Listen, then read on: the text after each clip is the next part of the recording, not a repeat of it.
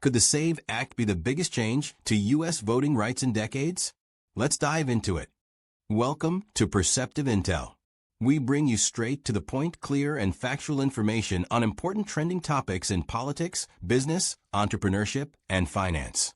The Safeguard American Voter Eligibility Act, or the SAVE Act, is a bill currently going through Congress. This bill requires individuals to provide documentary proof of U.S. citizenship to vote in federal elections. Specifically, the bill prohibits states from accepting and processing an application to register to vote in a federal election unless the applicant presents documentary proof of U.S. citizenship.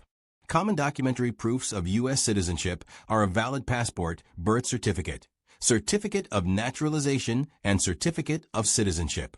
Additionally, the bill requires states to establish a program to identify and remove non-citizens from voter rolls and imposes criminal penalties for violations.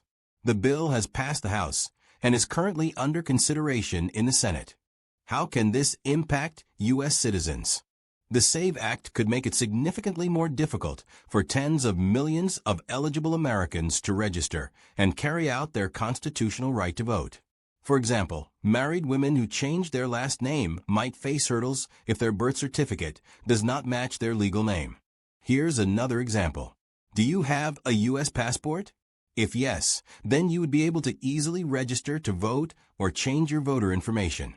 If not, as only 51% of Americans have U.S. passports, you would need to go to the Department of State website, complete the paperwork, pay the $165 to purchase a new U.S. passport, pay for the return shipping label, mail the application and passport photos to the Department of State, and wait for the standard processing time of 4 to 6 weeks. Need it faster? That would be an extra $60. Doing these steps and paying so much money for a U.S. passport can easily deter eligible Americans from voting altogether.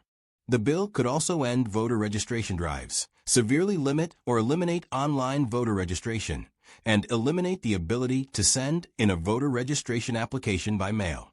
Advocates argue that these requirements, while seemingly reasonable, may become a significant barrier for many Americans to vote. What are some arguments for the SAVE Act? Preventing non-citizen voting. Supporters claim that the requirement that voters simply swear that they are citizens is insufficient, and that the SAVE Act is necessary to prevent widespread ineligible voting and strengthen election integrity. Evidence show that ineligible voting does happen, but it is quite rare. Implementation. Proponents believe that the problems associated with the bill can be adequately addressed in the way the SAVE Act is implemented. Ensuring that states adopt realistic and transparent processes will be critical to maintaining access to the ballot while meeting the bill's goals. What are some arguments against the SAVE Act? Disenfranchisement. Critics warn that the bill is redundant and risks disenfranchising eligible voters. Minority voters, low-income or homeless people, and college students are disproportionately less likely to possess the required documentation. Barriers for marginalized communities. Voting rights groups have said the bill will pose a barrier for millions of American women and others who have changed their legal name because of marriage, assimilation, or to better align with their gender identity. More than 9% of citizens of voting age, or 21.3 million people, do not have documents that prove their citizenship readily available.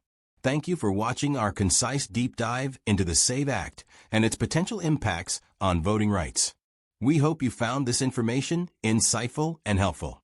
Please check out the video description for references used in the making of this video. We'd love to hear your thoughts. Please leave a comment below to continue our conversation. Don't forget to like this video if you found it valuable, and subscribe to our channel for more important and unbiased information on critical topics in politics, business, entrepreneurship, and finance. Stay informed and stay engaged with Perceptive Intel.